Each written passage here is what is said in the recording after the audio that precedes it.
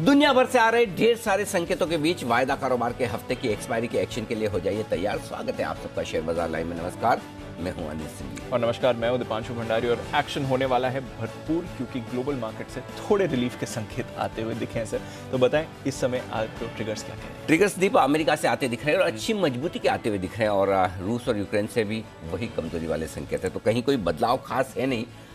8वें दिन लगातार युद्ध जारी है और लगातार वहाँ पर अभी भी कहीं कोई युद्ध थमने के, कम होने के, रुकने के आसार दिख नहीं रहे। लेकिन इसके अलावा जो कल तेजी बनी है वो फेड चेयरमैन जेरोमी पावेल साहब के बयानों के बाद बनी है और अमेरिकी बाजारों में जोश आता हुआ दिखा है। जोश में कच्चा तेल भी है, जो शायद हमारे लिए भले अच्छी बात ना हो, लेकिन है तो है। $118 तक पहुंच चुका है। 10 साल के ऊपरी स्तरों पर कच्चा तेल पहुंचता हुआ दिख रहा है। कंपनियों के लिहाज से देखें तो यूपीएल ने अपने शेयर भाव ₹875 पर उन्होंने अपने बायबैक का ऐलान किया है। तो ये हैं आज के कुछ खास ट्रिगर आपके लिए। एब्सोल्युटली सर, तो ये हैं आपके लिए कुछ अहम ट्रिगर्स आज के लिए। और सर, बात करते हैं रिबाउंड की, क्योंकि थोड़े समय बाद एटलीस्ट स्क्रीन पर अच्छी मूव आती हुई दिख रही है। कल अमेरिका की बात करें, आज एशिया की बात करें, SGX भी 50 अंक ऊपर है। सिर्फ 50 ऊपर? सिर्फ 50। अमेरिका कितना बड़ा था? 600 पॉइंट। हम सिर्फ 50 ऊपर। हम सिर्फ 50। वजह क्या है? वजह यह है दीप कि अमेरिका पर किसी को भरोसा नहीं है। न मार्केट्स को और न बाकी दुनिया को, न SGX को, न हमें, न बाकी शायद लोगों को, क्योंकि जो बिहेवियर इस पूरे मामले में अमेरिका का रहा है, रूस और यूक्रेन के युद्ध की मैं वही कह रहा था, यूक्रेन ने तो भरोसा करके पंगा ले लिया। हाँ, अब क्या? एब्सोल्युटली। और इसीलिए शायद SGX निफ्टी भरोसा नहीं कर रहा, ना हमें 600 पॉइंट की तेजी से फर्क नहीं पड़ता। शायद इसीलिए हम बड़े ढीले से दिख रहे हैं। मतलब नहीं तो 600 पॉइंट की तेजी ऐसे माहौल में मिले तो 200 पॉइंट तो ऊपर खुलना बनता है। करेक्ट। 800-850 की रेंज में तो फिर से पहुंचे, लेकिन वैसा जोश दिख नहीं रहा जी। किसी को भरोसा नहीं। पर ये मूव आई किस लिए? आई मीन, जैसे आप बता रहे थे, वैसे तो कुछ और बदला नहीं है। तो गोलीबारी तो और बढ़ी गई है, ग्लोबल टेंशन, कच्चा तेल $118 पर ऐसा 10 साल की ऊंचाई। तो ऐसा क्या हो गया? खाली एक ही चीज है दीप जो बदली, और जो मार्केट का रिएक्शन हमेशा अनएक्सपेक्टेड चीजों पर होता है। जिसका आपको अंदाजा ना हो या जिसका पता ना हो, वो हो तो फिर बाजार उस पर रिएक्शन देता है। और कल अमेरिका में ऐसा ही हुआ। बाजार का अनुमान ये था कि 0.5% तक की ब्याज दरें मार्च के महीने में बढ़ा सकता है फेड। कल फेड चेयरमैन जेरोमी पावेल साहब का बयान यह था कि मार्च के महीने में हम सिर्फ 1/4% ही बढ़ाएं। एक तरह से पॉलिसी दे ही दी। अब मार्च का महीना तो शुरू हुआ है जी, और इस महीने में आपको 1/4% ही बढ़ानी। मजे की बात देखिए, उसके बाद बॉन्ड यील्ड्स बढ़ी हैं वापस से 10 बेसिस पॉइंट। हाँ, थोड़ी सी बढ़कर आई है। तो कुल मिलाकर बॉन्ड मार्केट ने, अमेरिका के मार्केट ने इस बात को एडजस्ट कर लिया कि ब्याज दरें सिर्फ 1/4% बढ़ेंगी। इससे दो मतलब निकाले जा सकते हैं। पहला मतलब तो ये कि जो हम परसों भी बात कर रहे थे, सोमवार के दिन, परसों नहीं, और वो ये बात कर रहे थे कि देखिए, जिस तरह से दुनिया भर में टेंशन चल रही है, उसके चलते हो सकता है अमेरिका ब्याज दरें बढ़ाने के बारे में ना सोचे या रुकने के बारे में सोचे।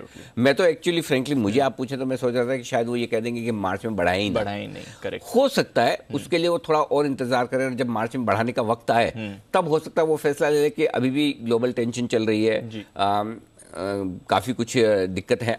अब जो इन्फ्लेशन है, आई एम श्योर 40 साल के ऊपरी स्तरों पर अमेरिका का इन्फ्लेशन है, और अब कच्चा तेल अगर $117-118 पर है तो और बढ़कर ही आएगा। कमोडिटीज के दाम पिछले 2 हफ्तों में बहुत तेजी से और बढ़े, तो ये इन्फ्लेशन बढ़ने वाला है। लेकिन उनको ये समझ में तो आ रहा है कि इन्फ्लेशन वो है जो उनके हाथ में नहीं है। ये इन्फ्लेशन वो है जो ब्याज दरें आप 5% कर दो ना, नहीं होगा तो भी नहीं होने वाला। करेक्ट बात। ब्याज दरें बढ़ाने का पर्पज एक ही होता है कि आप महंगाई को काबू में लेके आए। ठीक है ना? जैसे ब्याज दरें बढ़ेंगी वैसे आपका लोन लेना महंगा होता है। लोन लेना महंगा होता है तो लोग कम खर्च करते हैं। आप ये सोचेंगे अरे ऐसा थोड़ी होता है, अमेरिका में ऐसे ही होता है भाई। अपने यहाँ हम अपनी कमाई से खर्च करते हैं, वहाँ की इकोनॉमी पूरी क्रेडिट बेस है, उधार पे चलने वाली है।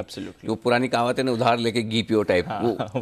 वो अपने लिए जीते हैं, हम हमारे आने वाली 7 पीढ़ियों के लिए जीते हैं। हमको सब पूरी दुनिया का धन इकट्ठा करना है उनके लिए, खुद के लिए नहीं जिएंगे, आने वाले के लिए। हमारे पिताजी ने भी ऐसा ही किया, दादाजी ने, तो वही परंपरा हिंदुस्तान की चल रही है। अमेरिका में ये क्या, न पहले का सोचते हैं न बाद का सोचते हैं, खुद के लिए जीते हैं। तो वो पूरा कल्चर ही अलग है। सो अमेरिका में जैसे ही ब्याज दरें बढ़ाओ, तुरंत उनका खर्चा करना कम हो जाता है, क्योंकि सब क्रेडिट कार्ड पे चलने वाले लोग हैं, है ना।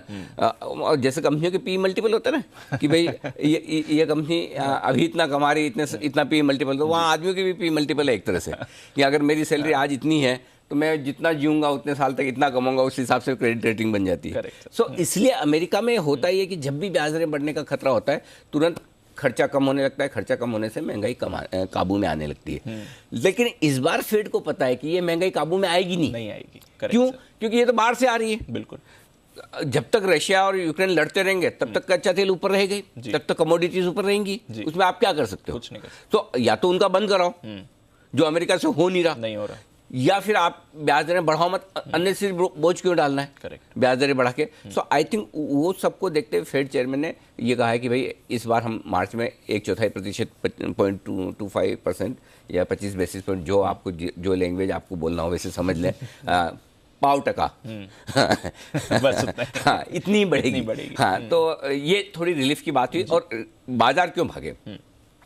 क्योंकि ये पूरी तरह से पक्का पता नहीं था। Yes sir. और बाकी वो बुलार्ड साहब बोले या कोई और बोले, उससे फेड चेयरमैन बोलने की वैल्यू। अच्छा, बुलार्ड साहब के बोलने से 2 बार गिरे भी ना जी, तो फेड चेयरमैन तो उनसे बहुत बड़े, उनके बॉस है भाई। करेक्ट। उनके बोलने की इतनी इज्जत तो होनी चाहिए ना, थोड़ा तो चढ़ना चाहिए, है कि नहीं? सो बस फिर उसी वजह से बढ़े। तो कल बड़े दिनों बाद है ना अमेरिका को कुछ अलग सुनने को मिला। नहीं तो वो रशिया यूक्रेन वही चल रहा है। तो बड़े दिनों बाद ब्याज दरों पर फेड चेयरमैन चलो इस पर रिएक्शन देते हैं।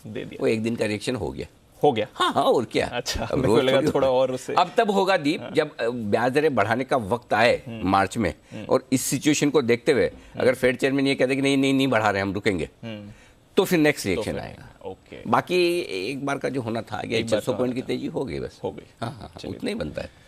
जो परसों गिरे थे वो कल कवर। हाँ, 600 पॉइंट्स बस। आजकल एक चीज बढ़िया दिख रही है, अमेरिका में 500-600 पॉइंट का मूव फिक्स हो गया है, रेगुलर है ना। 600-600 पॉइंट के आसपास का मूव, ऊपर नीचे इंटरेस्टिंग है। कल वैसे बाजार, ओनली फॉर बाजार व्यू, रशिया यूक्रेन पर कल वैसे रिएक्ट नहीं करा। नहीं, धीरे धीरे कम हो जाएगा। पिछले हफ्ते हम यही बात कर रहे थे कि अब आप रिएक्शन पहला कोविड केस आने पे जो रिएक्शन होता है, केरल में पहला मिला, याद आता है वो? याद है सर। हाँ, 31 जनवरी। हाँ भाई, जिस समय पहली बार वुहान में मिले थे, वो पैनिक देखो। और जब दिन के 10-10 लाख आ रहे थे तो तब कुछ नहीं। और आपको याद है, इसलिए हम कहते थे कि जब तक कोविड रहेगा तब तक मार्केट चलेगी। जब कोविड गया, मार्केट की बैंड बज गई। एग्जैक्टली, है ना। तो वो जब तक डर है, सेम चीज वैसे ही है जी। पहली गोली दागी जाएगी, पहला बम गिराया जाएगा, पहली मिसाइल छोड़ी जाएगी, तो वो रिएक्शन होगा। अब सबको पता है अब नया क्या है, रोज ही हो रहा है, या तो अच्छा रोज पहले से ज्यादा ही बढ़कर हो रहा है। आप सोचिए, पहले दिन जैसी तस्वीर हमने देखी थी यूक्रेन की, उससे तो बहुत खराब पिक्चर्स आ रही है। बिल्कुल, मतलब आपका दिल दहला देने वाली खबर है।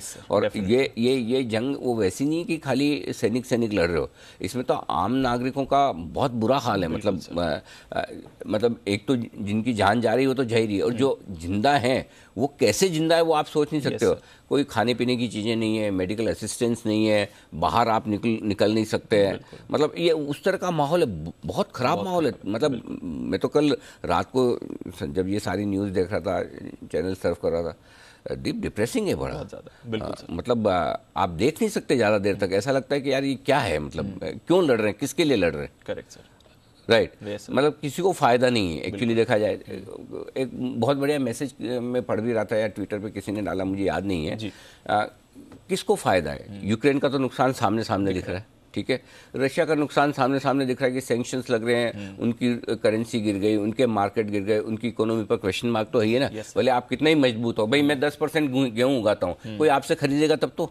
मैं इतना ऑयल निकालता हूं, इतना गैस, अगर खरीदना बंद कर दिया तो करोगे क्या आप उसका? तो रशिया वालों को कोई फायदा नहीं। और जो पैसा आप बर्बाद कर रहे हैं बम गिराने में, उनकी भी तो एक कॉस्ट है ना, वो कॉस्ट कौन भरेगा? रशिया के। तो रशिया को फायदा नहीं है, यूक्रेन को फायदा नहीं है, हम सबको कौन सा फायदा है? एग्जैक्टली, दुनिया में किसी को फायदा नहीं है। तो लड़ने से किसी को फायदा तो है ही नहीं ना। तो लेकिन सिचुएशन ऐसी है, बट वो होता है ना कि आप इम्यून हो जाते हैं, थोड़े टाइम बाद आपकी आदत पड़ जाती है। तो अब क्या है, मार्केट के लिहाज से आप प्योरली पूछेंगे तो मार्केट का रिएक्शन नेचुरली धीमे धीमे कम होना ही है, कम होगा, है ना, कि ठीक है भाई हो रहा है, चल रहा है। अब मार्केट रिएक्शन किस चीज पे देगा? कुछ नया हो। कुछ नए में क्या हो सकता है कि बातचीत का दूसरा दौर, अब पता नहीं कल वो बातचीत करने वाले थे, वो रशिया का डेलीगेशन पहुंचा भी बेलारूस, उसके बाद क्या हुआ भगवान जाने, कोई अपडेट ही नहीं। पूरा सब जगह खंगाल के देख लिया, कोई खबर आई क्या? और अच्छी खबर ढूंढना मुश्किल काम है, तो हम सुबह से ढूंढ रहे हैं कि कल इनकी बातचीत होने वाली थी, क्या हुआ? No idea. सो अब बातचीत आगे बढ़े, ये एक अच्छी चीज हो सकती है। या फिर कुछ ऐसे स्टेटमेंट आए जिससे कि थोड़ी शांति बनने की संभावना है, चाहे वो अमेरिका से आए, दुनिया के बाकी देशों से आए, रशिया यूक्रेन से आए, वो एक अच्छी चीज़ है। खराब क्या हो सकता है? अब खराब में क्या, ये सब तो चल ही रहा है, खराब में दो ही चीज़ें हो सकती है। अब रशिया और एग्रेसिव अटैक करके भाई खारकीव तो ऑलमोस्ट चले गया, हाँ, कीव को भी कंट्रोल में कर ले और पूरा देश हमारे कब्जे में, वो चीज़ थोड़ी और नेगेटिव होगी। एक बार उस पर हल्का रिएक्शन आ सकता है, क्योंकि आपने पूरा देश मतलब लड़ झगड़ के बम गिरा के अपने कब्जे में कर लिया। अब वो भले उनको खंडर मिले जो मिले, लेकिन ले लिया उन्होंने। एक ये, दूसरा कहीं फिर से वो न्यूक्लियर वेपन्स इस्तेमाल करने की धमकियां, वो भी अब धीमे धीमे कम होती जा रही है। उस पर भी मार्केट का रिएक्शन कम हो रहा है, क्योंकि बीच में जो मार्केट गिरे थे हम वो मान के चल रहे थे कि ये हो सकता है। सो मेरा ख्याल है कि अब नई चीज़ कोई होगी तो उस पर बाजार रिएक्शन देगा, अदरवाइज बाजार का रिएक्शन अब धीमे धीमे कम होता जाएगा इन खबरों पर। हाँ, उल्टा मैं ये कह सकता हूँ दीप, कि अगर अच्छी खबर आई तो बाजार ज्यादा रिएक्शन देगा। ओके, खराब पे नहीं देगा, खराब पे अब न्यूक्लियर वेपन्स की तैयारी रूस की है, हमें पता है, आज नहीं तो कल कीव तक पहुंच जाएगा, हमें पता है। तो इसमें नया क्या है? Correct sir, correct. नया क्या हो सकता है कि मामला सुलझता हुआ दिखे, पीछे हटते हुए दिखे, कि भाई जब तक बातचीत चलेगी हम सीज फायर हो गया, कुछ ऐसा करे तो उस पर रिएक्शन आ सकता है, क्योंकि वो हमें पता नहीं होगा कि नहीं होगा जी। तो देखते हैं, लेट्स सी। अननोन को ढूंढना है। हाँ, अननोन चाहिए, मार्केट को अननोन चाहिए, चाहे पॉजिटिव हो चाहे नेगेटिव हो, जो नहीं पता वो चाहिए। ठीक है, एक चीज हमें पता है, आज वीकली एक्सपायरी है, एफआईएस की लगातार सेलिंग है और गंदा बेचा है, बहुत ज्यादा, बहुत मतलब कुछ ज्यादा ही बेच दिया कल। ऐसा क्या है, मतलब इतना दुखी क्यों है भाई? पता नहीं, कल मतलब कल के सेशन की इतनी बिकवाली बढ़कर आई है, बट एनीवे वीकली एक्सपायरी है, ज़्यादा कुछ डीप पोजीशंस है नहीं इस बार। मतलब वीकली एक्सपायरी में ऑप्शंस वगैरह में काफ़ी ऑप्शंस लोगों ने बेचे हैं। ऑप्शन राइटर कोशिश कर रहे हैं प्रीमियम कमाने की, अभी भी प्रीमियम बहुत ज़्यादा है सर। ऑप्शन खरीद के आप कुछ कर नहीं सकते, बेचने के लिए तो मतलब जीने मरने जैसा सवाल है। रिस्क ऐसी है कि 300-400 पॉइंट रोज निफ्टी ऊपर नीचे हो रहा है, बैंक निफ्टी 1000 पॉइंट ऊपर नीचे होता है। तो आई थिंक ये बहुत स्किल्ड ट्रेडर्स है ना, सी ये टाइम पैसा वही कमा सकता है जो बहुत स्किल्ड है, बाजार को समझता है। ऐसे 2-3 मूवमेंट बाजार के इस तरह के उन्होंने पहले देखे हों, पहली चीज।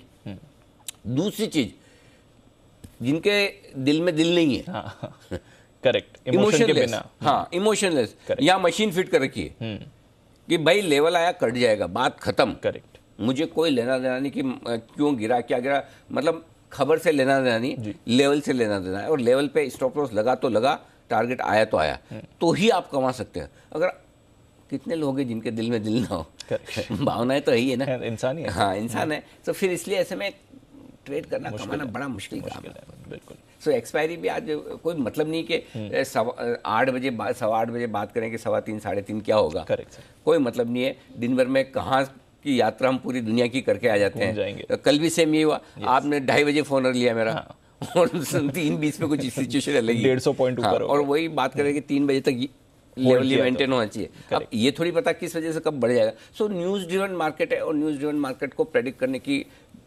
जल्दबाजी, गलती, हड़बड़ी नहीं करना ही नहीं है। आराम से जैसा मार्केट दिखा रहा है वैसा हमें देखना है। हम ये नहीं सोचेंगे मार्केट को ऐसा करना चाहिए, बस इतना ही ध्यान। अंडरस्टूड सर, ठीक है। चलिए सर, फिर आज का सेटअप समझाएं, क्या देख रहे हैं? ग्लोबल संकेत न्यूट्रल रखे हैं मैंने। नेगेटिव रखना है तो नेगेटिव रख लो, पॉजिटिव जिसको रखना है पॉजिटिव रख लो, मैंने न्यूट्रल रखे हैं। क्या रशिया यूक्रेन उधर ही है, खराब का खराब ही है। इधर आपका कच्चा तेल, वो भी ग्लोबल में आप गिन लो तो कच्चा तेल मैं तो सुन के टेंशन हो रही है। अभी तो पेट्रोल डीजल ये तो अपना बिल भी बढ़ने वाला है डीजल का, बहुत ज़्यादा। क्या जमाना था, 2,500 रुपये में 3,000 रुपये में टंकी फुल हो जाती थी पूरी। अभी तो 6 में भी नहीं होगी, 6 में भी नहीं हो रही है अभी। अब तो बड़ा बुरा हाल है। कार पुलिंग करना शुरू कर देना चाहिए, करना चाहिए। और एक्चुअली सर काफ़ी समय से फ्यूल लेवल पर दाम बढ़े नहीं है। हाँ, 7 मार्च के बाद इलेक्शन के यूपी के इलेक्शन के खत्म होते ही शायद 7 मार्च के बाद जो बढ़ेंगे ना सर वो दाम। कल हम बात कर रहे थे क्लोजिंग शो में, मृत्युंजय से बात करी थी, 70% पिछली हाइक से अब तक कच्चे तेल के दाम बढ़ चुके हैं। माय गॉड, 70% दाम बढ़कर इधर बढ़े नहीं, इधर बढ़े नहीं। एक तो सिंपल सी चीज़ है, उसमें शायद सरकार करेगी भी और करना भी चाहिए कि वो जो ड्यूटी है उसको और कम घटाना पड़ेगा, क्योंकि ये ड्यूटी आपने लगाई कम कच्चे तेल के दाम के वक्त इसलिए थी कि कभी दाम बढ़े तो कुशन मिले, वही वक्त आ गया। सो आपको ड्यूटी कम करके 4, 5, 7, 10 रुपए की जितनी मदद मिल सकती है उतनी तो करनी ही चाहिए। बाकी तो ठीक है। अब तो वैसे देश के सारे पेट्रोल पंप 3 डिजिट वाले हो गए हैं। नहीं तो पहले ये भी था कर दिया। मशीन भी हमारी 99 के ऊपर लेती नहीं तो क्या करें। अब तो सब 3 डिजिट वाले हैं। हमारे हिंदुस्तान के लोगों की और स्पेशली मुंबई के लोगों की सबसे बड़ी खास बात यही थी, हम बड़े एडजस्ट कर लेते हैं, तैयार हो जाते हैं। हाँ, मुंबई में तो खास तौर से, दिल्ली में और नॉर्थ में तो फिर भी थोड़ा है ना, इतना इजी नहीं होते हैं, वो थोड़े अलग तरह के मतलब दबंग टाइप के होते हैं। मुंबई वाले वो सब एडजस्ट कर लेते हैं आराम, ठीक है कर लो, देखेंगे। मतलब ट्रैफिक जाम हाँ रोज का काम है, वैसे क्या करें। हाँ, रोज का है। मतलब कभी ये नहीं सोचेंगे भाई कि इसके लिए लड़ा जाए, फाइट किया, एडजस्ट कर लेते हैं। ट्रेन में भीड़ हाँ रोज का काम है वैसा। बिल्कुल। तो पेट्रोल डीजल भी महंगे है, रोज का काम है। चलिए आइए, ग्लोबल संकेत न्यूट्रल साइड पर है, एफआईएस के संकेत नेगेटिव है, थोड़ी विस्तार से हम आगे बात भी करेंगे। डीआई संकेत पॉजिटिव साइड पर है, वायदा कारोबार के संकेत दीप मैंने पॉजिटिव साइड पर लिखे हैं, ये इंटरेस्टिंग है थोड़ा। सेंटिमेंट कॉशियस से नेगेटिव है, ट्रेंड नेगेटिव है। ठीक है सर। लेवल्स में 16,425 16,475 ये कल सपोर्ट रेंज दिया था, 16,475 से ही आप घूमे है ना, तो आज भी वही है। इसके नीचे वाला जो है वो 16,200 से 16,350 से आएगा नहीं, नोट करके रखना है। ऊपर 16,675 16,750 इस रेंज में खुलकर टाइम पास करेंगे। बड़े तो 800 850 की रेंज को पार करना मुश्किल होगा, 850 को पार किया तो मजे मजे हैं। फिर शॉर्ट कवरिंग खरीदारी आज एक्सपायरी के दिन आ सकती है 850 के ऊपर। एग्जैक्टली 865 होता है, लेकिन 850 मैंने राउंड फिगर में लिखा है, ठीक है। Right sir. फिर 16,975 17,075 17,000 के आसपास पहुंचे तो वहां पर प्रॉफिट बुकिंग करके थैंक यू वेरी मच करना है। ओके। बेसिकली मैं 17,200 की रेंज देख रहा हूं, अगर वहां तक गलती से बाजार किसी अच्छी कवर की वजह से पहुंच जाए तो वहां पर आपको हल्का होना ही चाहिए। दूर का दिखता है लेकिन आपको ध्यान में रखने के लिए आज से बता रहा हूँ। बैंक निफ्टी 34,900 35,000 ये डबल बॉटम बन चुका है इस वाले फॉल का बैंक निफ्टी का। कल भी हमने लगभग यहीं पर होल्ड किया और 2 दिन पहले भी यहीं पर होल्ड किया था। तो 34,900 35,000 आपके लिए सपोर्ट जोन है। इसके नीचे गए तो 34,400 34,600 करेगा, ये 35,600 नहीं, इसको 34,600 करिएगा। 34,400 34,600 दिन का सपोर्ट जोन है। और इसके नीचे जो rock bottom solid support zone है वो दूर निकल कर आता है, वो आता है दीप 33,900 से लेकर 34,025। और 33,900 की इंपॉर्टेंस ये है, 33,900 पर ही लो बनाकर जब निफ्टी घुमा था तो उसने ऊपर में जो कितने कहाँ तक गए थे अपन ऊपर में बैंक निफ्टी पे 39,500 700 तक गए थे। तब हमारा 34,000 33,900 का एग्जैक्ट बॉटम बनाकर वहां से 5,000 पॉइंट की रैली हुई थी। इसलिए ये सपोर्ट आखिरी मेरे लिए स्ट्रॉन्ग सपोर्ट है। ऊपर बैंक निफ्टी के लिए 35,550 35,750 इस रेंज में हम खुलेंगे और फिर देखते हैं क्या होता है। इसके बाद का जो ऊपर का रेंज है दीप वो बड़ा थोड़ा दूर का आ रहा है। देखिए आप 35,750 से सीधा 36,365 36,425 की रेंज में 36,365 और 36,425 की रेंज में है। इसके पास 36,675 36,900 यहाँ पर उसी तरह की बिकवाली करके बेच के निकलना है जो आपको 17,000 17,200 की रेंज में बेच के निकलना है 17,000 के ऊपर। क्योंकि 36,900 के 36,800 के आसपास आपने 2 बार या 3 बार बॉटम बनाया, वहाँ से जो गिरे ऐसे गंदे गिरे एग्जैक्टली तो इसलिए अब वो लेवल पार करेंगे तो ही अपने तेजी के बारे में सोचेंगे। ये सारे आपके बड़े जोन हो गए, सेल जोन। अब निफ्टी के सपोर्ट लेवल हम बंद हुए 16,600, बहुत बेसिक से 4-5 है, 475 425 350 250 200 सिंपल। ऊपर में बहुत सिंपल है, सब याद हो गए। देखो मैं बिना देखे बोलता हूँ ना तो पेपर देख रहा हूँ। 16,600 पर बंद हुए, 650 675 700 750 800 850 बराबर सारे लेवल। बहुत इजी है। ऊपर आगे की ओर बता देता हूँ 975 17,075 ठीक है। तो मतलब लेवल बहुत क्लियर निकल कर आ रहे हैं और बाजार भी रेस्पेक्ट कर रहा है। करेक्ट। बैंक निफ्टी का जहाँ तक सवाल है, हम बंद हुए 35,375 के आसपास। वहाँ से सपोर्ट जोन गिनिए आप 35,000 35,225 पहला होगा, फिर 35,000 होगा दूसरा। एक 34,900 में भूल गया डालना, 34,900 बीच में बनता है। 34,900 जो कल का लो है, 34,900 34,700 34,600 34,450 400 34,025 और 33,900 बहुत सारे हैं लेकिन है यही है बेसिकली 33,900 तक के आपके लेवल से बीच में। अच्छा एक चीज़ और बता दूं, वैसे तो जो रोज देखते हैं हमारे दर्शक जानते हैं ये सारे लेवल सब कैश लेवल स्पॉट लेवल हैं। स्पॉट लेवल मैं फ्यूचर्स की नहीं दे रहा, ये ध्यान में रखिए। ऊपर के लेवल ऊपर के आपको गिरना है 35,275 जहाँ पर आप बंद हुए हैं वहाँ से ऊपर के लेवल आपको बैंक निफ्टी पर गिरने हैं। पहला होगा 35,550, फिर दूसरा होगा आपका 35,750 975 36,200 36,365 36,425 36,675 800 और 900 मतलब 37,000 नीचे में आपको 34,000 तक के लेवल है, ऊपर में 37,000 तक के लेवल है, ताकि अगर आपको कोई बड़ा मूव 1500 पॉइंट का इधर उधर आ जाए 1200 उतने तक तो मैंने लेवल कवर कर रखे हैं, और बाकी इतना इससे ज़्यादा बड़ा आ गया तो फिर मैं थोड़ी केबिन में बैठा रहूँगा, आके शो करूँगा, चिंता मत करें। वैसे 1200-1300 तो कल भी हमने देखी, 1200-1300 पॉइंट की एवरेज मूव 1000 से 1500 पॉइंट की है, तो उस हिसाब से मैंने लेवल दिए। ठीक है। हाँ, आप ये मत सोचो बहुत सारे जी कुछ तो आएगा, ऐसा नहीं है। अगर निफ्टी 300 पॉइंट मूव करने लगा तो मैं वैसे दे दूंगा।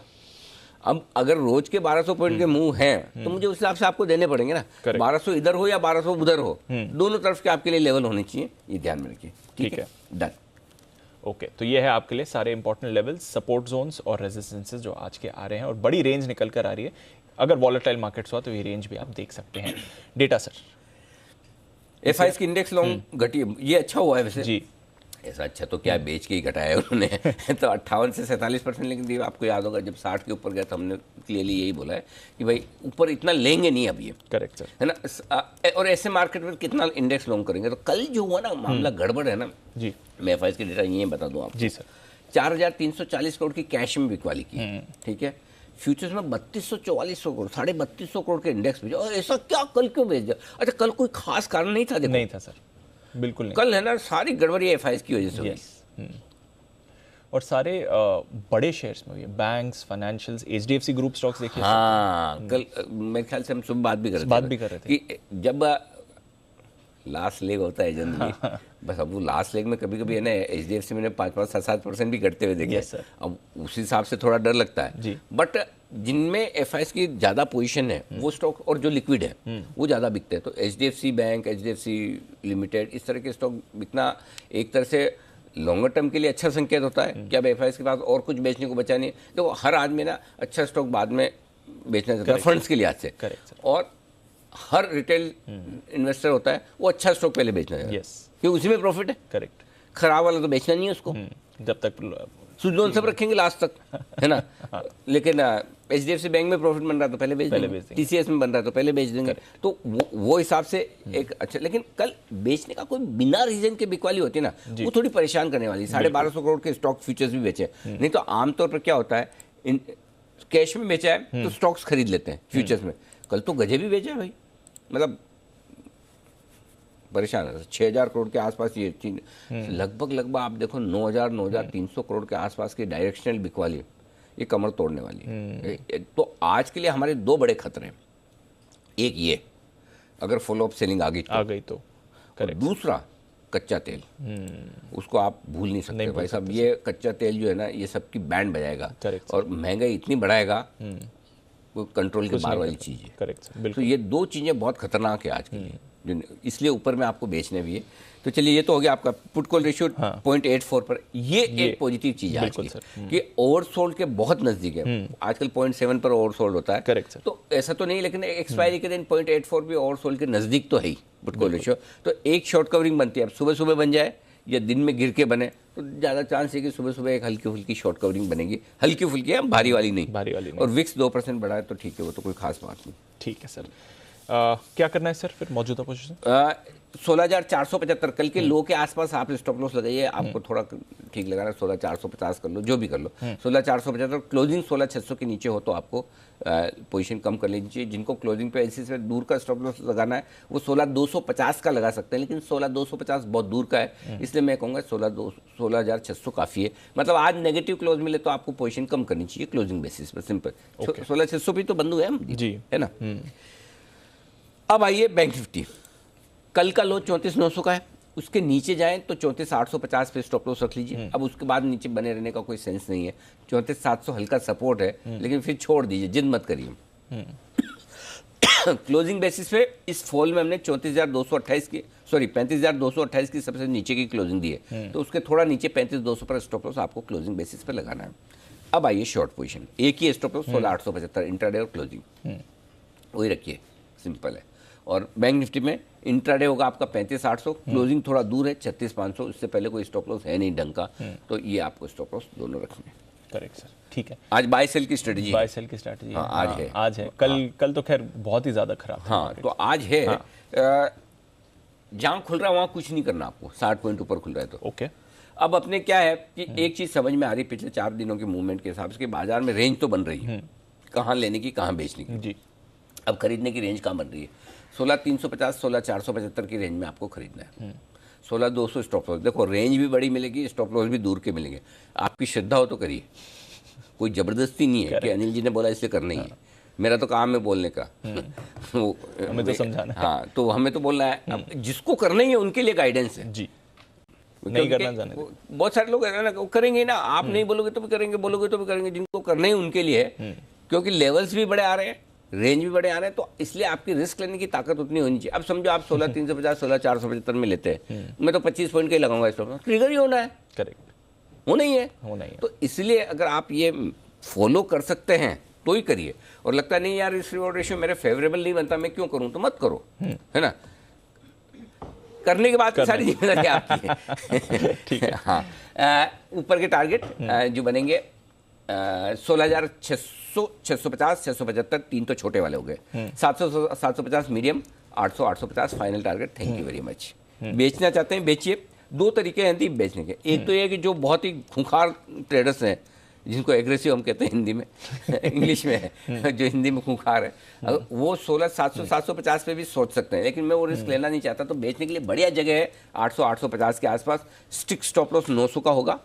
टारगेट नीचे के रखिए 750, 700, 675, 650, 600, 475 और 425 तक के टारगेट के लिए आपको करनी है बिकवाली। 800, 850 की रेंज में स्टॉप लॉस 900 का लगाना कंपलसरी है, जरूरी है। ठीक है। और स्टॉप लॉस के तो बारे में एक ही चीज कहूंगा, देव कहना, अगर आप कोई ट्रेड लेते हैं तो टारगेट पे बाद में डालना जी, पहले स्टॉप लॉस डालना, ताकि जल्दी से कट जाए तो कट जाए। और ज्यादा नुकसान ना हो। हाँ, ज्यादा नुकसान हो। आजकल तो मार्केट ऐसे ही है, पहले स्टॉप लॉस के लेवल की तरफ बढ़ता है, टारगेट की तरफ बाद में आता है, ट्रिगर होने के बाद। हाँ, करेक्ट, पहले ट्रिगर कराएगा फिर वहां पर आएगा। अच्छा, जो लोग बेचना चाहते हैं वो 16,800, 850 की रेंज में बेचिए आप। ये तो हो ही गया 900। अच्छा, अब आइए बैंक निफ्टी। ये कहाँ से आ गया? ये तो निफ्टी तो बोल ही दिया, तो वापस आ गया। मेरे को लगा कि बोलना है इसको वापस। नहीं, निफ्टी हो गया, बैंक निफ्टी। हाँ, बैंक निफ्टी अपने को खरीदने वाला है ना। हाँ, अगर हिम्मत है, बहुत मन है और करना ही है, तो ये बैंक निफ्टी खरीदने की राय है। 34,735,000। और खासतौर से इसलिए भी ज्यादा बैंक निफ्टी में ध्यान रखना चाहिए कि ये ज्यादा कमजोर है निफ्टी के मुकाबले में। ठीक है। अब एक चीज मैं इंटरेस्टिंग बताना चाहता हूँ, ये स्ट्रेटजी बताऊं। जब तक रशिया यूक्रेन की टेंशन चल रही है, तब तक आपके लिए मेटल्स मजबूत रहेंगे। ठीक है, वहां पर तेजी बनती रहेगी। ऑयल एंड गैस से related ONGC kind of share, इनमें तेजी बनी रहेगी। ठीक है, तब तक आपके ये थोड़े बाकी ऑटो, बैंक्स, ये वीक रहेंगे। ओके। जिस दिन सिचुएशन बदलती हुई दिखे, आपको पहला काम ये करना है कि ओएनजीसी शॉर्ट करना है। ऊपर में ये कोल इंडिया, ओएनजीसी साल में 10-12 दिन के लिए बढ़ते हैं। Correct sir. बाद में ये वापस अपने सही जगह पे आ जाते हैं जहाँ इनको आना, तो धीरे धीरे आते हैं। तो ये ट्रेड रिवर्सल, और तब आपको है ना पीटे हुए मरे हुए बैंक्स, ऑटो, ये चलते हुए दिखेंगे। ये बहुत फर्स्ट क्लास ट्रेड। अब वो ट्रेड का पॉइंट कहाँ है वो वक्त बताएगा। लेकिन दो सेक्टर आपको बेच देने और दो लेने। अभी जब तक ये टेंशन चलेगी तब तक ऑटो और बैंक दोनों अंडर परफॉर्म करेंगे। समझा। और जिस दिन ये होगा, ये ध्यान रखना। और जिनकी हिम्मत है ना, मैं बता रहा हूँ कसम से, कि आराम से आप है ना सही वक्त पे ओएनजीसी और कोल इंडिया बेच के रखेंगे तो भर भर के पैसा आएगा। Correct sir. क्योंकि उसके बाद उनको कोई पूछेगा नहीं। ये ट्रेड तब तक का ही है जब तक टेंशन है। डेफिनेटली।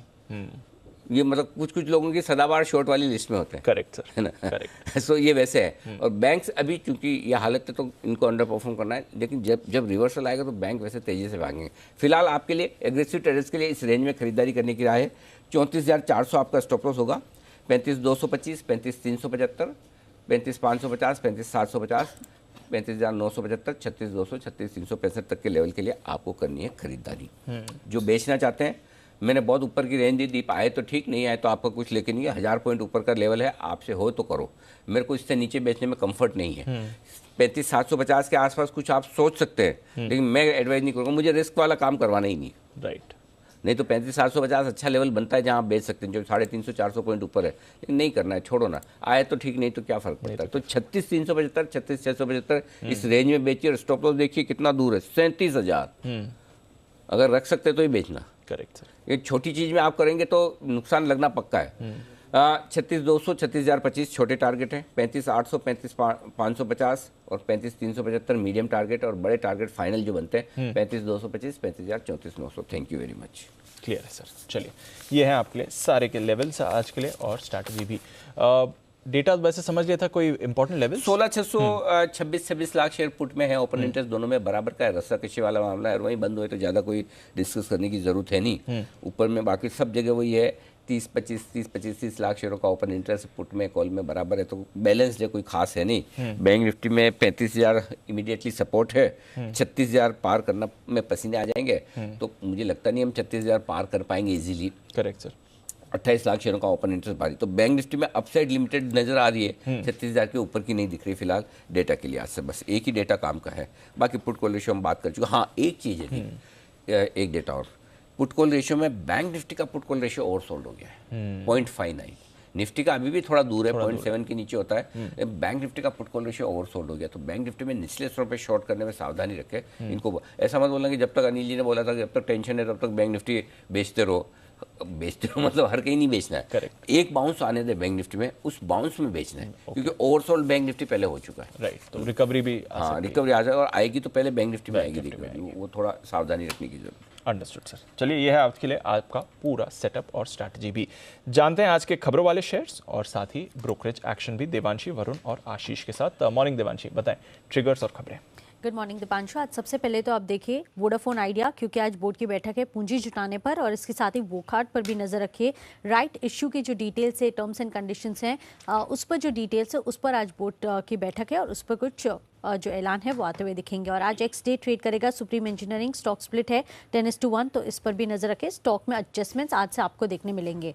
और इसके साथ ही आज से एक अच्छी बात ये हो रही है कि जो भारतीय निवेशक हैं वो NSE IFSC के जरिए विदेशी स्टॉक, स्पेशली जो US की स्टॉक्स हैं वहां पे आप निवेश कर पाएंगे, ये अच्छी बात है। और इसके साथ ही वेदांता पर नजर रखें, क्योंकि 13 रुपए प्रति शेयर के तीसरे अंतरिम डिविडेंड का बोर्ड से मंजूरी मिल चुकी है।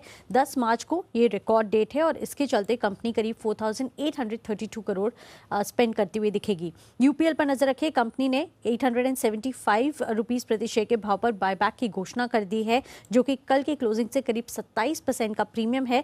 1100 करोड़ रुपए का बायबैक कंपनी का जो कंपनी है वो करती हुई दिखेगी। और इसके साथ ही आप देखिए ये ओपन मार्केट रूट के जरिए बायबैक होता हुआ दिख रहा है, इसके चलते बहुत ज्यादा ये पॉजिटिव नहीं लग रहा है। मॉल्स, रेस्टोरेंट्स, थिएटर, इन सब पर नजर रखनी होगी, क्योंकि 4 मार्च से पूरी तरह से अनलॉकिंग शुरू होती हुई दिखेगी, और 100% कैपेसिटी पर जो रेस्टोरेंट्स हैं, थिएटर्स हैं, स्कूल्स हैं, वो शुरू होती हुई दिखेंगी। और इसके चलते आपको QSR स्टॉक्स और इसके साथ ही जो PVR है, थिएटर वाले स्टॉक्स है, आइनॉक्स लीजर है, इन सब पर फोकस करके चलना चाहिए। ओके, तो ये है आपके लिए इस समय कुछ इंपॉर्टेंट खबरें। वरुण, मॉर्निंग, बताएं कौन सी खबरें लेकर आए आप? गुड मॉर्निंग दीप। तो सबसे पहले एक ऑर्डर विन की खबर है हिंद रेक्टिफायर्स के लिए। कंपनी को करीब 57.3 करोड़ के आसपास के ऑर्डर मिले हैं। मुकुंद लिमिटेड, थाने में इनकी 47 एकर्स के आसपास की ज़मीन थी, जिसको बेचने के लिए इस कंपनी ने करार कर लिया है। 806 करोड़ में ज़मीन बेची जाएगी। स्वान एनर्जी बोर्ड की 5 मार्च को बैठक है, जहाँ पे 2000 करोड़ जुटाने के लिए विचार करेंगे। FPO, QIP, GDR, ADR, FCCB के जरिए प्रमोटर्स जो फंड जो है वो जुटाए जाएंगे, और प्रमोटर्स को प्रेफरेंशियल बेसिस पे इक्विटी शेयर इशू करने के ऊपर भी कहीं ना कहीं फैसला होगा। धनी सर्विसेज, यहाँ NSE के बल्क डील में इस कंपनी के प्रमोटर है जेल्कोवा बिल्डर्स, उन्होंने करीब 1.6 करोड़ शेयर्स खरीदे हैं। Bank of America Merrill Lynch ने भी यहाँ पे करीब 35.14 लाख शेयर्स खरीदे हैं। लेकिन टैमरिन कैपिटल ने और जैस्मिन कैपिटल ने यहाँ पे शेयर्स बेचे हैं, करीब 1 से 1.5 करोड़ शेयर्स बेचे हैं। 77 के भाव पे ये सारे सौदे हुए हैं। और VIP क्लोथिंग, यहाँ पे प्रमोटर्स की तरफ से बिकवाली हुई है, 10.25 लाख शेयर्स जो है वो बेचे गए हैं। ओके, तो ये है आपके लिए कुछ खबरें और कुछ जो बल्क डील्स कल हुई थी उसका भी एक्शन। आइए जानते हैं आज ब्रोकरेजेस की कहां पर है नजर FIR में।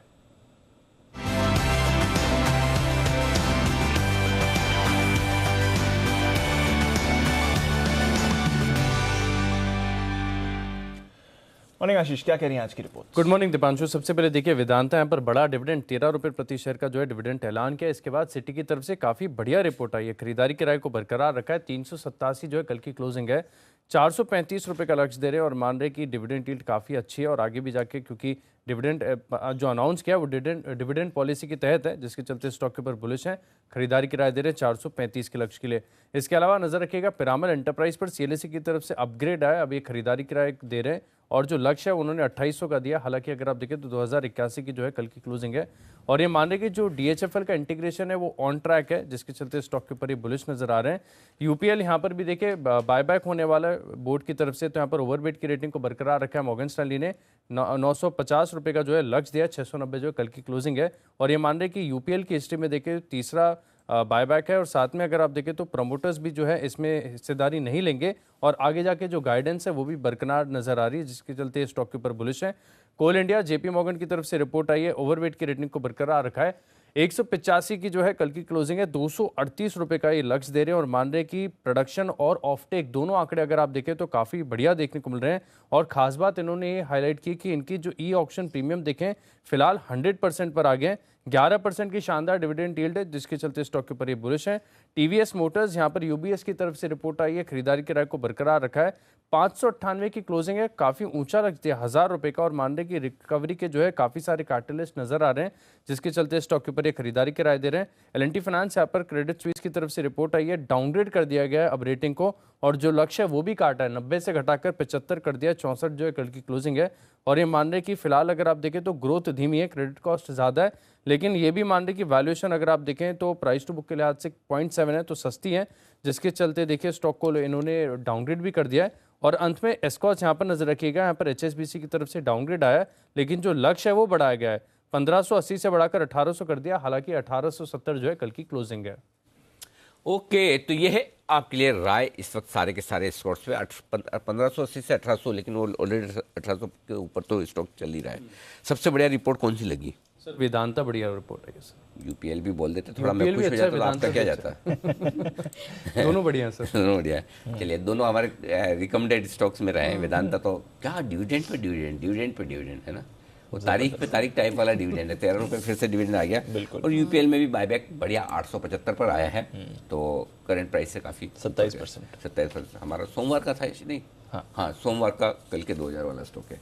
तो चलिए देखते हैं आज के कैसा कुछ आता। कल तो मैं देख नहीं पाया कैसा था स्टॉक, कैसा बढ़िया था सर, और पहला टारगेट तो हिट हो गया था। 678 685 दो आ गए, 700 720 वाले दो। यस, बहुत हिम्मत करके ऐसे मार्केट में दिया सीरियसली। अभी मैं बताऊं आपको, कई सारे स्टॉक, ये तो हमारे एक्सपर्ट भाई साहब गजब है, इनकी हिम्मत मानना पड़ेगा। कितनी क्रेडिबिलिटी दाव पर लगाकर कॉल्स देते हैं, क्योंकि इस वोलेटाइल मार्केट में बोलना आसान काम नहीं है। और मैं भी इतना बड़े दिल वाला आदमी हूँ नहीं, फिर भी मैं खुल के नोटा का इस्तेमाल करने के लिए इसीलिए बोलता हूँ कि बहुत मुश्किल काम है। मेरे दिमाग में 20 आइडिया आते हैं, तो मैं अपने आप को रोक लेता हूँ, जाने दो, बहुत रिस्की है। तो बड़ी मुश्किल, मुझे लगता है हफ्ते 10 दिन में एक दिया होगा यूपीएल में, ख्याल से आज के 2000 कल के 2000 में, नहीं तो पिछले 8-10 दिन में कोई कॉल ही नहीं दिया। इनफैक्ट इवन ट्रेडर्स डायरी का शो हम बहुत छोटा करके कर रहे हैं, क्योंकि इस तरह के मार्केट में क्या है कि वो बहुत मुश्किल है अंदाजा लगाना। बिल्कुल, इन दिन में सिचुएशन बार बार बदलती रहती है। आइए, तभी जरूरत होती है उन एक्सपर्ट्स की जो रखते हैं तगड़ी पकड़ बाजार पर, स्टॉक्स पर। आइए करते हैं स्वागत हमारे दमदार पैनल का पिक ऑफ द डे।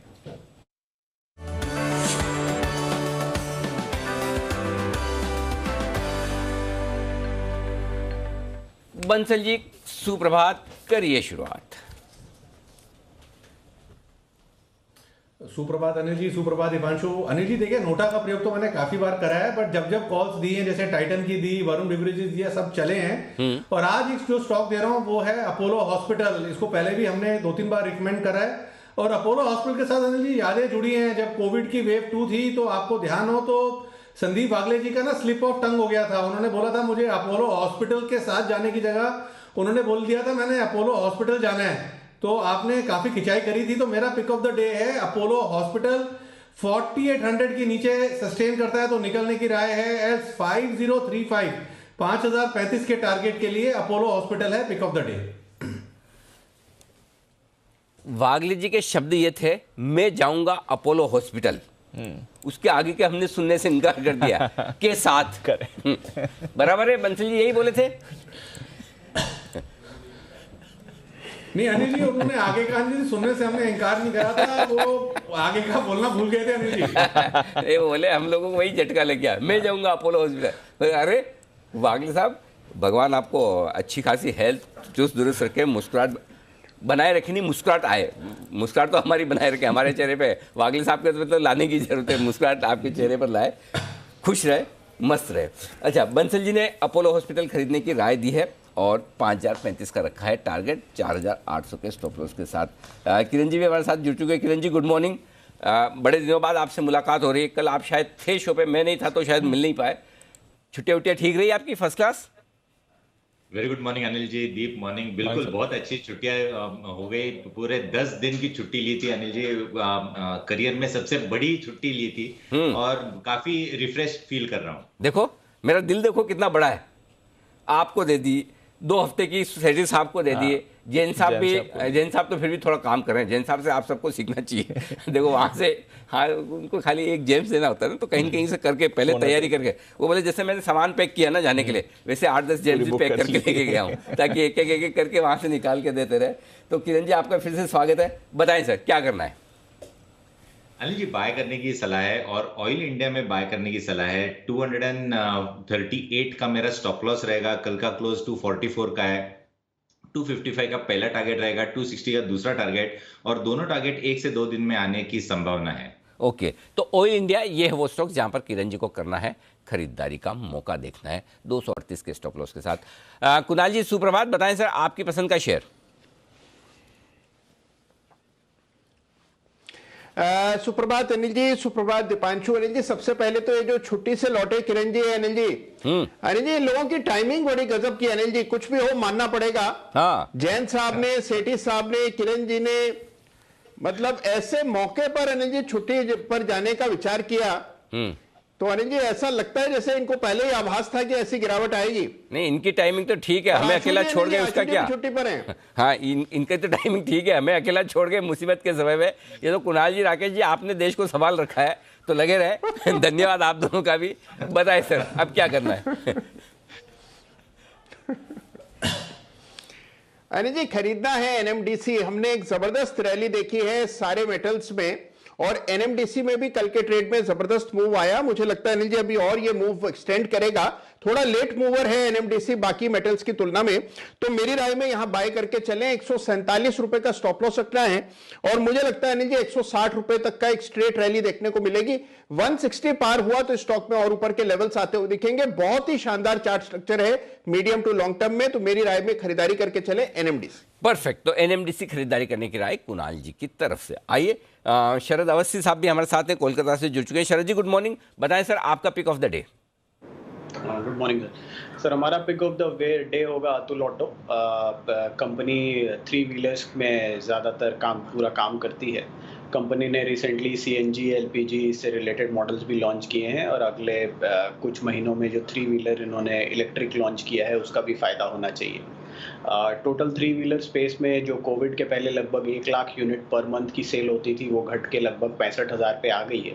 हमारा ये मानना है कि आने वाले समय में ग्रेजुअली जैसे जैसे स्कूल्स वगैरह खुलते हैं और पूरी ओपनिंग अप होती है, 3 व्हीलर की सेल्स भी पिकअप करेगी। इन एडिशन टू दैट जो हब एंड स्पोक मॉडल है गवर्नमेंट का, उसकी वजह से जो कार्गो कैरियर्स है 3 व्हीलर्स की, उसमें भी डिमांड में अच्छा पिकअप आना चाहिए। तो ये दोनों चीज़ों को मिला के ये स्टॉक में काफ़ी अच्छी री रेटिंग होने की संभावना है, क्योंकि पहले स्टॉक लगभग 5,000 पर मंथ की सेल कर रहा था, कोविड के टाइम में वो घट के करीब 1,500 के आसपास पर मंथ आ गई है। तो अगले साल में ये उम्मीद की जा सकती है कि कंपनी वापस नॉर्मलाइज सेल्स पे काम करेगी। हमारा ये अनुमान है कि अगले साल में कंपनी लगभग 15 रुपये की ईपीएस रिपोर्ट करेगी और उसके अगले साल लगभग 24 रुपये की। हमारा लक्ष्य है 222 रुपये का। ओके, 222 रुपए के टारगेट के लिए करें खरीदारी आप अतुल ऑटो में। ये राय है शरद जी की तरफ से। पालविया साहब भी हैं हमारे साथ तैयार। पालविया साहब सुप्रभात, बताएं सर क्या इरादा रखते हैं आज? गुड मॉर्निंग अनिल जी। अनिल जी जो स्टॉक बाय करना है वो गेल के स्टॉक में अगर हम सेटअप देखें तो डेली चार्ट पे स्टॉक ने एक मल्टीपल रेजिस्टेंस जोन का ब्रेकआउट कल के सेशन में दिया है, और जिस तरीके से स्टॉक में पिछले 3 दिनों से बाइंग एक्शन बनी है, हमें लगता है ये स्टॉक यहाँ से और भी अपसाइड कंटिन्यू करते हुए दिख सकता है। 150-250 के आसपास कल कैश सेगमेंट में क्लोज था इसका, यहाँ पे बाय करने की सलाह रहेगी। स्टॉप लॉस होगा करीब 148 का, और अपसाइड के टारगेट हम एक्सपेक्ट कर रहे हैं इसमें आना चाहिए करीब 158 से लेके 162 तक के। तो गेल पे बाय करने की सलाह रहेगी pick of the day. Pick of the day GAIL खरीदे, ये है राय आपके लिए आती हुई इस वक्त। 158, 162, दो टारगेट 148 का लगाना है स्टॉप लॉस। चलिए बढ़ते आगे, और कुछ और स्टॉक्स है जहां पर एक्शन दिखने वाला है, उन पर राय ले ली जाए। पहला तो यूपीएल ही है जो खबरों के दम पर आज एक्शन में रहेगा भी। तकनीकी तौर पर तो खैर मजबूत है, ये 690 के आसपास बंद हुआ है। लेकिन शरद जी बताएं, इंटरेस्टिंग चीज़ है। पहली चीज़ तो ये कि भारी भरकम प्रीमियम पर बायबैक हो रहा है, 27% ऊपर। साइज भी बढ़िया है, 1100 करोड़, यानी कि 1.25 करोड़ शेयर खरीदने जा रहे हैं। 1 करोड़ 25 लाख शेयर कम नहीं है। और इसके अलावा होगा जरूर ओपन मार्केट रूट से, मार्केट से खरीदेंगे, और प्रमोटर्स बायबैक में अपने शेयर नहीं बेचेंगे मार्केट में। ये चीज़ें आई है। बताएं सर, क्या करना है यूपीएल में? जी बिल्कुल, मुझे लगता है इन वैल्यूएशंस पे काफ़ी पॉजिटिव है। अगर आप टॉप स्टॉक्स में देख रहे हैं तो वैल्यूएशन के हिसाब से फॉरवर्ड मल्टीपल पे 7 या 8 के मल्टीपल पे है। थोड़ा सा ओवरहैंग है उस एक्विजिशन के बाद जो डेट है, बट पिछले 1.5 साल में जिस तरीके से इन्होंने और जिस स्पीड में डेट को रिपे भी किया है, वो काफ़ी कॉन्फिडेंस दर्शाता है। तो मुझे लगता है इन वैल्यूएशंस पे यूपीएल एक रिस्क फ्री बेट जैसा है, और यहाँ से जो प्रीवियस हाइज हैं उनके भी ऊपर जाने का बिल्कुल स्कोप बनता है स्टॉक में। ओके, तो ये है आपके लिए यूपीएल, इस पर रखे राय। और 2 टारगेट जो अनिल जी के थे वो तो हिट हो गए हैं। अब देखते हैं क्या तीसरे टारगेट की तरफ ये बढ़ता है कि नहीं। वेदांता पर भी रखिए नज़र, क्योंकि इस पर भी बड़ा एक्शन हुआ है। 13 रुपये का तीसरा अंतरिम डिविडेंड आया है। 10 मार्च को इसकी रिकॉर्ड डेट होने वाली है। पालिया साहब, वेदांता की चार्ट देखकर बताएं सर। तो काफी स्ट्रॉन्ग सेटअप बना हुआ है दीपांशु जी, और देखें तो जिस तरीके से पूरे मेटल पैक में कल भी एक एक्शन था, हमें लगता है कि वेदांता का सेटअप अगर इंडिविजुअली भी देखें तो स्टॉक जिस तरीके से weekly monthly across all time frame जिस तरीके से बुलिश टेरिटरी में ट्रेड कर रहा है, हमें लगता है ये स्टॉक में अपसाइड में 405 410 तक की भी अपसाइड यहाँ पे आते हुए दिख सकती है। तो 387 पे बिल्कुल बाय करना चाहिए, और यहाँ पे स्टॉप लॉस जो रखना चाहिए वो होना चाहिए करीब 376 का, और अपसाइड के टारगेट हमें 405 410 तक आते हुए लग सकते। तो काफी स्ट्रॉन्ग चार्ट स्ट्रक्चर बना हुआ है वेदांता का, तो बाय करने की सलाह रहेगी। ओके, तो ये है आपके लिए वेदांता। यहाँ पर आप रखिए नज़र। वेदांता और यूपीएल दोनों यहाँ पर कॉर्पोरेट एक्शन की वजह से फोकस में आते हुए दिखेंगे। वोडाफोन भी आज एक्शन में होने वाला है। शरद जी, इस पर अपनी राय दें। जो इंडस टावर के साथ डील थी, पिछली बार भी आपसे इस पर बात हुई थी। आज फंड रेजिंग है, तो यही अनुमान लगाया जा रहा है कि जो इंडस टावर डील से वोडाफोन पीएलसी को पैसे मिले हैं वही इन्फ्यूज़ करा जाएगा। बट क्या राय देते हैं? कल स्टॉक भी अच्छे एक्शन में था। वोडाफोन, मेरा अभी भी यही मानना है कि जो हाई रिस्क इन्वेस्टर्स हैं उनके लिए ज़्यादा सेंसिबल एक इन्वेस्टमेंट है, क्योंकि अभी भी काफ़ी सारी चीज़ें कंपनी को सॉर्ट आउट करनी बाकी है अगले साल 1.5 साल में। तो ग्रेजुअली जैसे जैसे नंबर्स में इम्प्रूवमेंट आता है हमारे हिसाब से, वैसे पोजीशंस बनानी चाहिए जो रिस्क एवर्स इन्वेस्टर्स हैं। जो रिस्क टेकिंग इन्वेस्टर्स हैं वो ज़रूर ले सकते हैं, क्योंकि लीवरेज अभी भी कंपनी में ये डील के बाद भी थोड़ी बहुत तो रहेगी, और आने वाले 5G ऑप्शंस में भी इनको रिक्वायरमेंट पड़ेगी नए पैसे की। तो मुझे लगता है ये तो इनके लिए थोड़ा चैलेंजिंग होगा compare to the other players, Reliance, Jio और भारती एयरटेल। तो चलिए नज़र रखेंगे वोडाफोन आज क्या होता है फंड रेजिंग में। कुछ और एक्शन अगर आपको इस पर निकल कर आता है या नहीं, ये देखना ज़रूरी रहेगा। देखना ज़रूरी है एक्शन जो आ सकता है आपके लिए आज वॉकहार्ट के चार्ट पर। यह भी एक्शन में रहने वाला है, क्योंकि फंड रेजिंग जो राइट्स इशू था उसकी डिटेल्स आज निकल कर आएंगी। मंजूरी तो जनवरी में मिल गई थी। बंसी जी, वॉकहार्ट की चार्ट पर कोई राय सर? देखिए दीपांशु, वोकार्ट का चार्ट काफी खराब है। इसमें ऑलरेडी एक ब्रेकडाउन देखने को मिला हुआ है। तो इस न्यूज के चलते मेरा ऐसा मानना है, अगर कुछ भी पुल बैक आता है और पुल बैक में स्टॉक 365 370 तक जाता है, तो यहाँ से निकलना चाहिए। इरिस्पेक्टिव ऑफ जो यूक्रेन में हो रहा है उससे इसका कोई लेना देना नहीं लगता है। टेक्निकली काफी खराब डिस्टॉर्टेड पैटर्न है। उछाल पे निकलने की राय है। दूसरे अच्छे विकल्प उपलब्ध हैं, मेटल्स हैं, अपोलो हॉस्पिटल है, टाइटन है। उछाल में यहाँ से निकल के स्विच करना चाहिए। ओके, स्विच करें, उछाल में निकले वोकार्ट में। ये है आपके लिए राय बंसल जी की तरफ से। तैयार है सुमित जी? आज Sumit ji good morning. Late उठे आज? नहीं अनिल जी, लेट नहीं उठा, थोड़ा सा आने में रास्ते में लेट हो गया, थोड़ा सा हाईवे पे ट्रैफिक मिल गया। ये मुंबई के ट्रैफिक का एक ही फायदा है।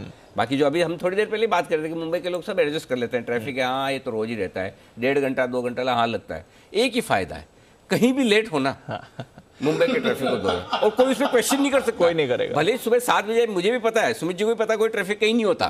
7 बजे तक। हाँ, ये पता है उनको भी, हमको भी मालूम है, लेकिन सुमित जी की बात तो माननी पड़ेगी। चलिए सुमित जी, सुप्रभात, बताए sir pick of the day. नहीं अनिल जी, आपने एकदम सही कहा। मैं रोज के टाइम पे ही निकला था, लेकिन कभी कभी क्या होता है बीच में एक ट्रक या एक गाड़ी भी खराब हो जाती है ना, तो मॉर्निंग आवर्स में फिर वो 10-15 मिनट ज्यादा एक्सटेंड कर देते हैं। आई नो, हो जाता है, सही बात है। कई बार सुमित जी के साथ ये प्रॉब्लम होती है, बीच में निकलते हैं, फैंस इतने होते हैं रोड के दोनों तरफ, हाथ दिखाते रुकाते, सुमित जी एक सेल्फी प्लीज, एक ऑटोग्राफ। फिर सुमित जी का भी दिल बड़ा है, रुक जाते हैं, फिर बोलते हैं कि चलो ठीक है, क्या फर्क पड़ता है, 10 मिनट लेट चलेंगे। थोड़ा उनका इलेक्शनियरिंग हो जाती है। हाँ बिल्कुल। बताइए sir, pick of the day. तो Anil ji, pick of the day के तौर पे मुझे ऐसा लगता है मुथूट फाइनेंस को यहाँ पे चूज करना चाहिए।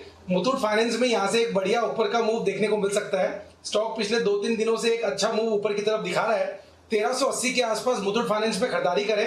1350 का नीचे के अंदर स्टॉप लॉस लगाना है। ऊपर में 1425 रुपए से लेके 1440 रुपए तक के लेवल आने वाले दिनों के अंदर मुथूट फाइनेंस के अंदर देखने को मिल सकते हैं। तो यहाँ पे खरीदारी करें। 1425, 1440 ये लेवल ऊपर में देखने को मिल सकते हैं। 1350 का नीचे में स्टॉप लॉस लगाना है। देखो हमारे दर्शक कितने समझदार है, बहुत सारे बोले आपने सुमित जी की क्लास लगा दी लेट आने पे, मतलब गजब समझ जाते हैं। सुमित जी समझ तो गए होंगे आप। अच्छे से समझ गए। आइए, वागले साहब भी हमारे साथ तैयार है। वागले साहब गुड मॉर्निंग, बताएं sir pick of the day.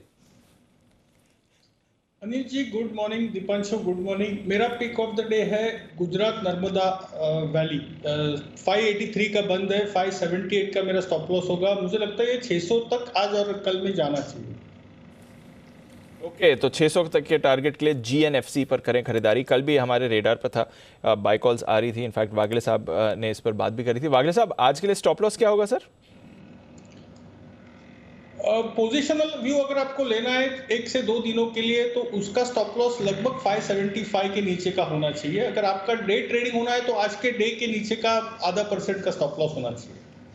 Okay, तो ये है आपके लिए इस समय राय GNFC, जहां पर आपको रखनी है नजर। एग्री रिलेटेड स्टॉक्स में एक्शन आप वैसे भी देख रहे हैं। GNFC फोकस में आए। चंबल फर्टिलाइजर लगातार एक्सपर्ट्स के रेडार पर रहा है। ऑफ कोर्स UPL यहां पर भी बायबैक की खबर आई है। अनिल जी के 2 टारगेट्स भी हिट हुए। और अनिल जी, आपसे एक राय भी मैं लूंगा, जब मार्केट खुलेगा उसके बाद जहां पर रेट सेटल होते हैं तब आपसे राय भी लेंगे इस पर कि बायबैक के लिहाज से क्या करना है, क्योंकि कल की क्लोजिंग से देखें तो लगभग 27% के प्रीमियम पर ये जो बायबैक होने वाला है 875 रुपए पर, इसमें आपको क्या करना चाहिए, ये भी अनिल जी से थोड़ी देर में जानेंगे। आइए, तब तक कुछ और स्टॉक्स हैं जहां पर राय ले लेते हैं हमारे एक्सपर्ट्स के साथ। देखते हैं किस तरह की तेजी या एक्शन के लिए हो रहे हैं ये तैयार। ICICI बैंक 1000 रुपए का टारगेट इस पर आया है, तो एक टेक्निकल और फंडामेंटल व्यू दोनों लिया जाए इस पर। ICICI बैंक, पालविया साहब कैसे देखते हैं चार्ट को? तो दीपांशु जी देखिए, बैंकिंग सेक्टर में पिछले दिनों में काफ़ी बड़ा एक करेक्शन देखने को मिला। उसके चलते ICICI बैंक में भी एक करेक्टिव मूव हमने देखा है। और जिस तरीके से इसके सेटअप बने हैं, नियर टर्म चार्ट पे एक वीकनेस जरूर बनी है स्टॉक में। हमें लगता है लोअर साइड पे जो ये स्टॉक अभी जो ट्रेड कर रहा है, एक मल्टीपल सपोर्ट जोन के आसपास ट्रेड कर रहा है, जो कि है इसका करीब 690 की जोन में। अगर ये लेवल को होल्ड कर लेता है और मार्केट कहीं सेटल होते हैं और रिवर्सल बनता है यहाँ पे, तो जरूर ICICI बैंक में एक risk to reward point of view से एक अच्छी अपॉर्चुनिटी है ये करेक्शन। और हमें लगता है 690 एक स्टॉप लॉस रखना चाहिए यहाँ पे। अगर बाय इनिशिएट करते हैं तो ये पोजिशनल बेसिस पे बाय करना चाहिए। 690 के आसपास का स्टॉप लॉस रखे। अगर वो लेवल वॉयलेट नहीं होते तो जरूर यहाँ पे एक पुल बैक बनते हुए दिखेगा। और हायर साइड पे 748 से लेके 765 ये 2 अपसाइड के टारगेट हमें लगता है नियर टर्म में आते हुए दिख सकते हैं। तो ICICI bank risk to reward point of view से अट्रैक्टिव है और करेक्शन में एक मल्टीपल सपोर्ट जोन के आसपास ट्रेड कर रहा है, तो 690 के स्टॉप लॉस से बाय किया जा सकता है। परफेक्ट, तो ये है आपके लिए ICICI बैंक पर आए।